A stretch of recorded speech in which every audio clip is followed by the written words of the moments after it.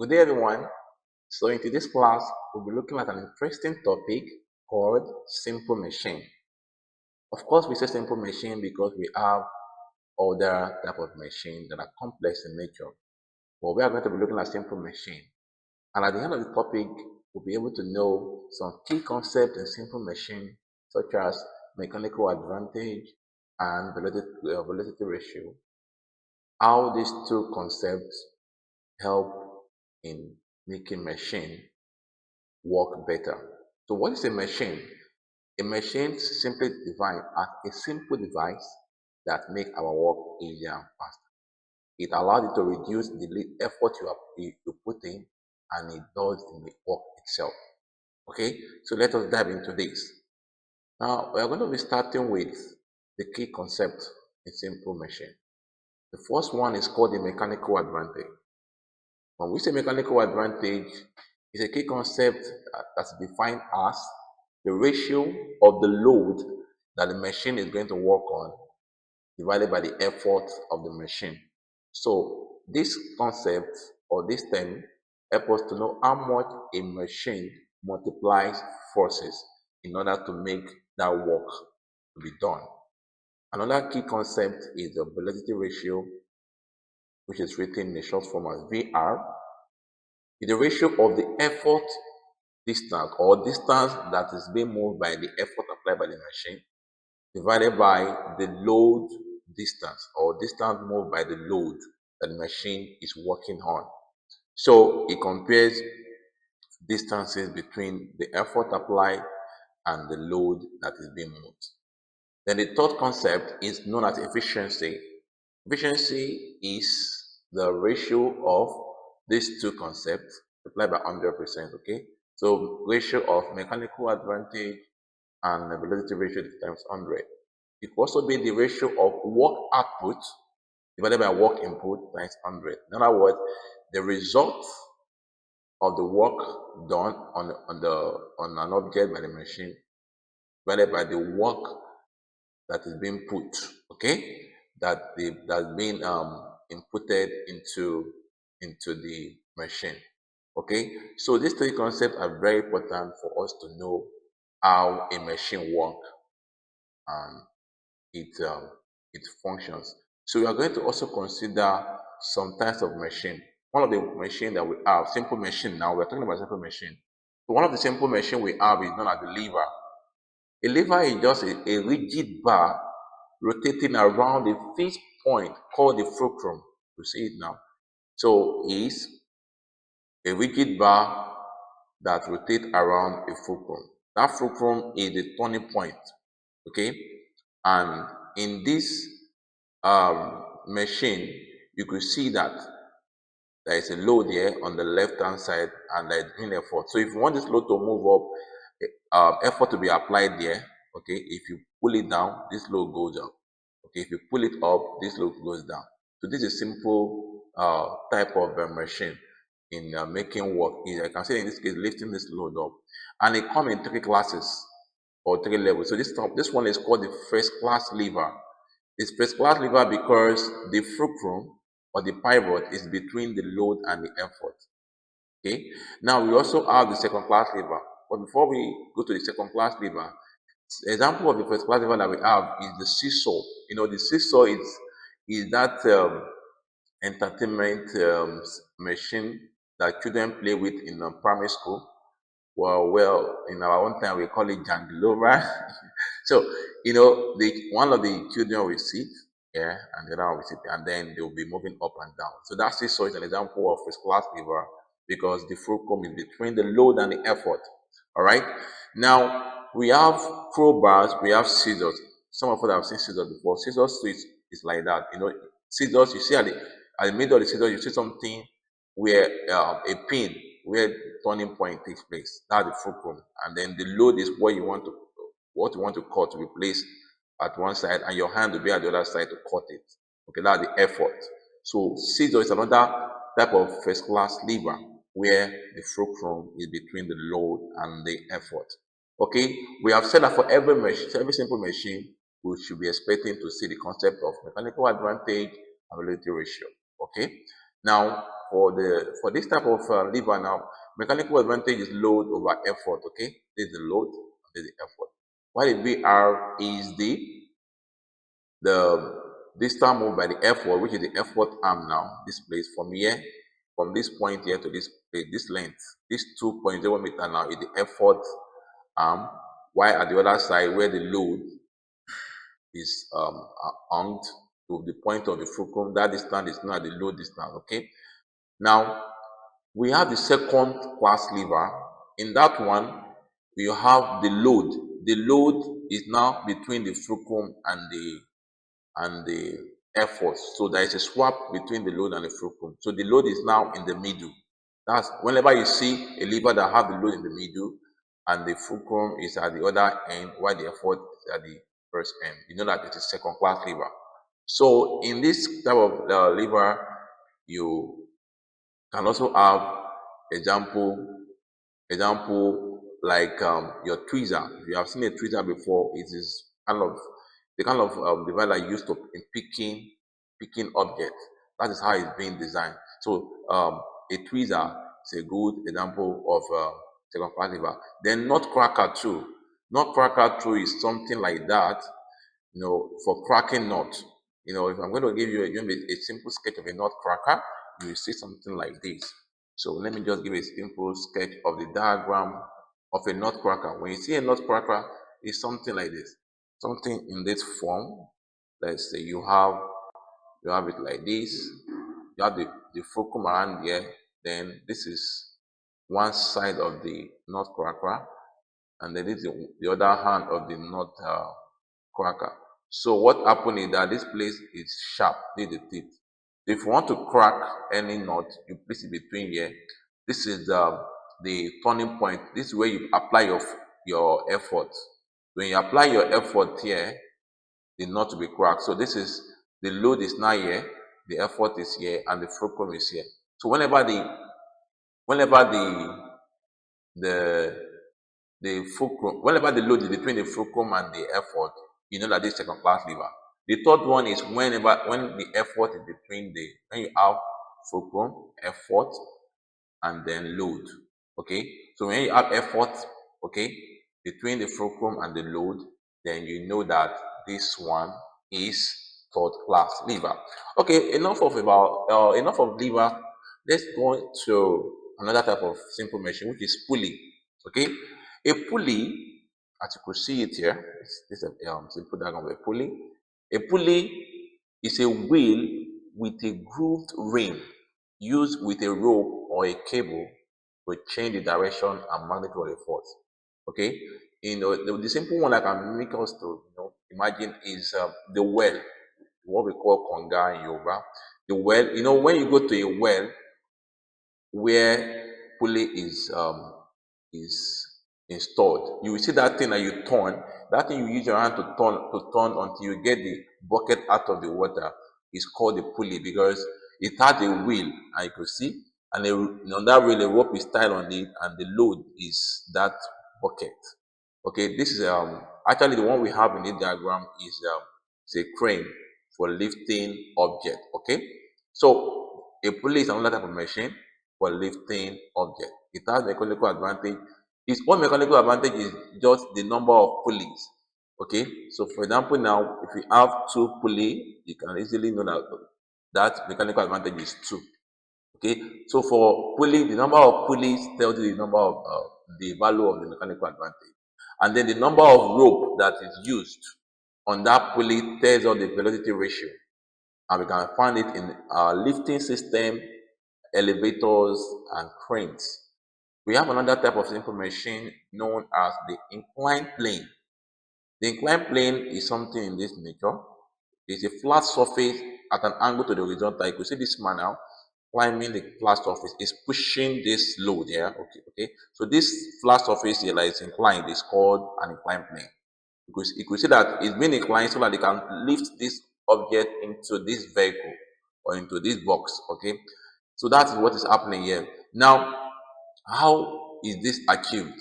If you observe it very well, you will notice something, that the man is applying effort. Okay, he's applying effort to push that load. Now let us quickly have a little explanation to that. Now look at the man applying effort to this. This man is applying effort, so his effort is going in the same direction with that inclined plane. So this is the direction of the effort. So this is let's call that the distance is going to cover now.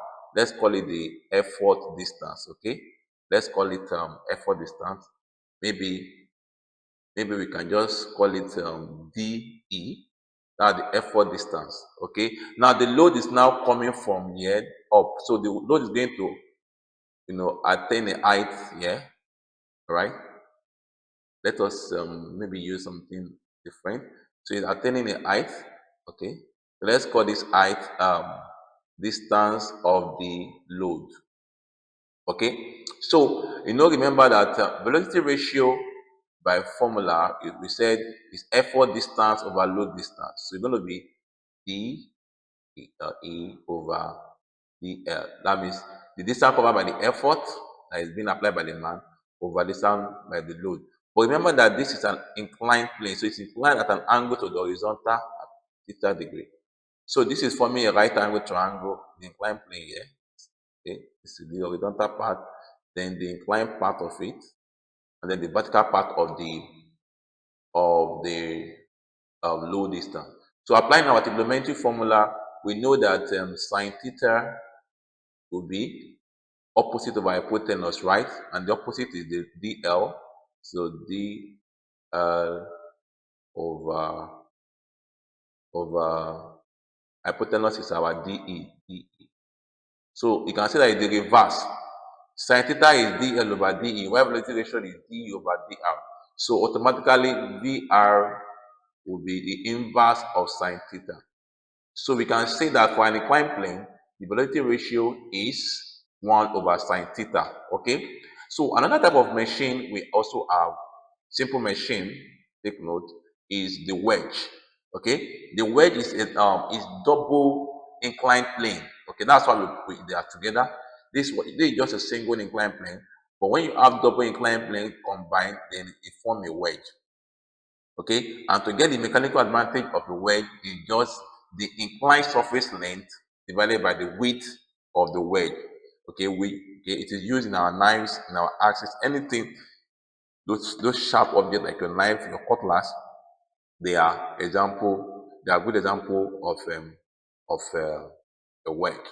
Okay, all right. So I will talk about that. Maybe we should move on to another type of simple machine, and that is screw. The screw and also the wheel and axle. The screw is one on its own, wheel and axle another machine on its own. Of course, we all know screw, that pin that look like a nail. The difference between a nail and a screw is that a screw has thread. It's in form of a thread. When you see a screw, it has something in this shape. So let me just looking at this. Okay, there is it here, something here. Now this thread here, those rough surface around the screw is what make it different from a nail that have a smooth body. All right. Now to get the mechanical advantage of a screw, it's going to be the circumference of that screw divided by the pitch. What is the pitch? The pitch is the distance between the thread of the screw. Okay.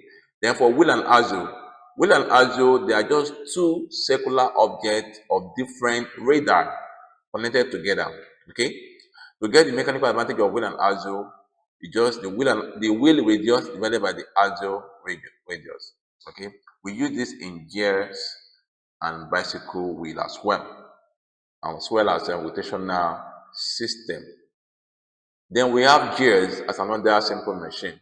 Okay, this is a simple diagram of a gear.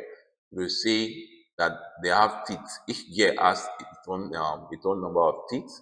Okay, now to get the velocity ratio of gears is going to be teeth on driven gear divided by teeth on driving gear. As you see these gears here, one is the driver, while the other one is the one that is being driven. So the one that is driving the other one is called the driving gear, while the one that is being driven is called the driven gear. So to get the velocity ratio of two gears.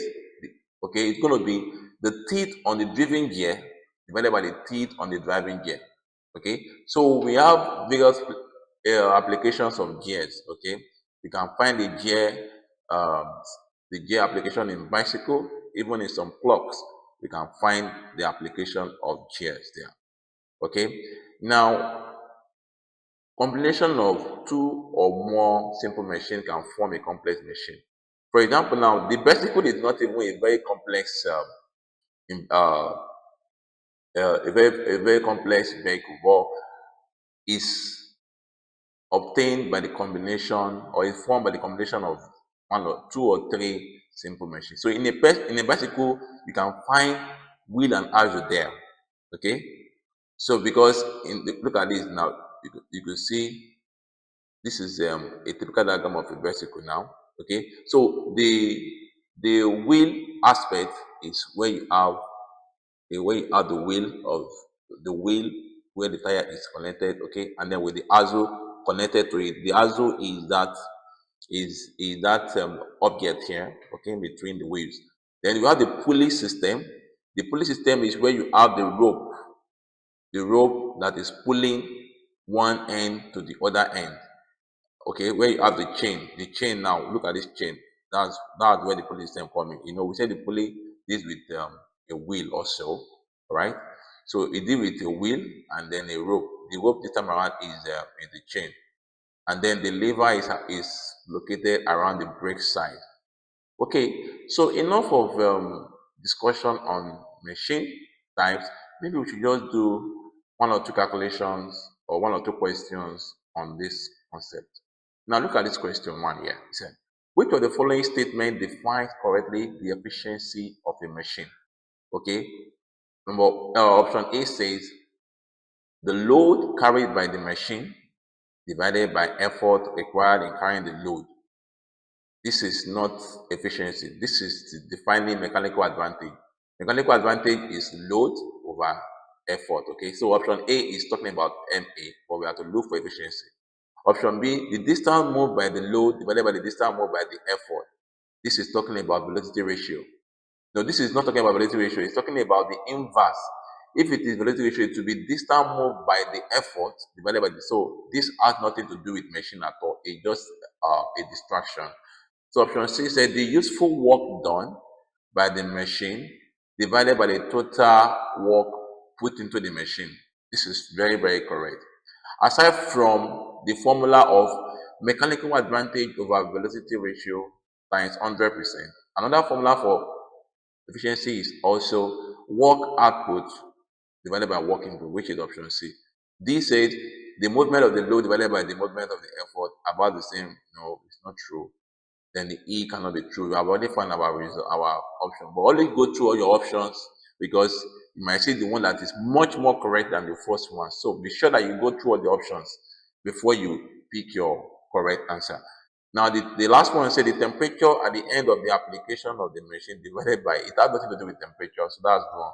So the correct option that we have said earlier is C.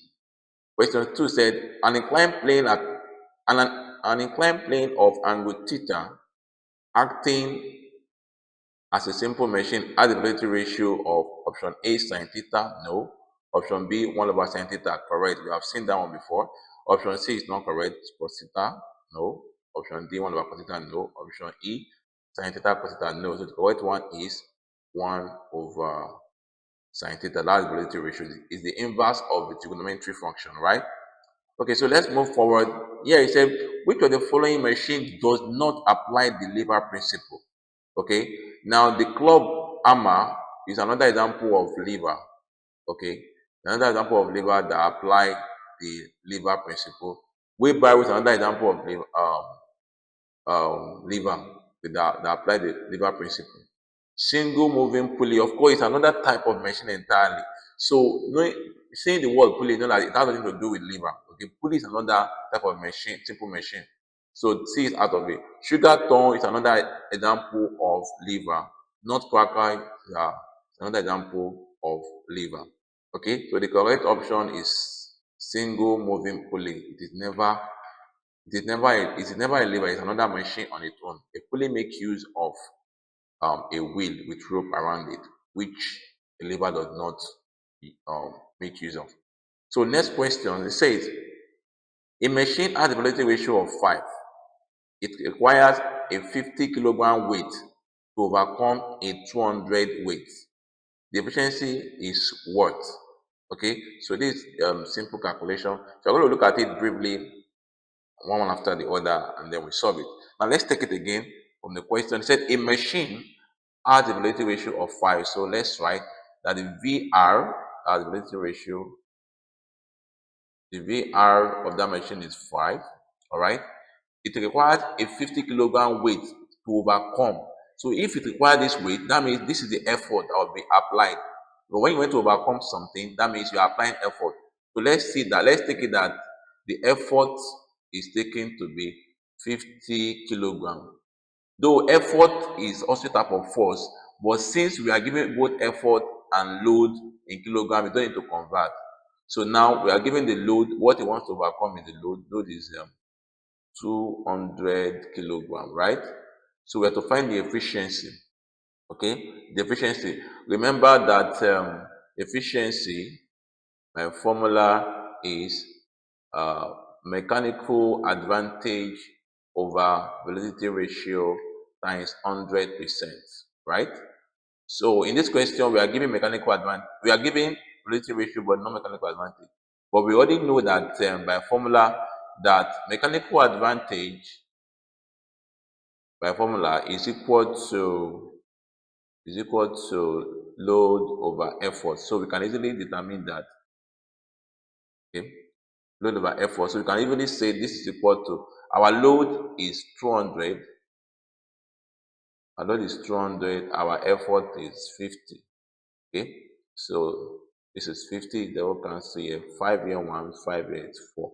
So our MA is 4. Okay, now we can easily now bring it here. MA is 4 over VR is 5, all right, and times 100%. Okay, times 100%. So 5 here 1, 5 and 100 is 20. So 4 times 20, that's 80%. So the efficiency is what? 80%. And that is option E. All right. So we are going to be drawing the curtain here. Thank you for listening and have a wonderful day. Bye for now.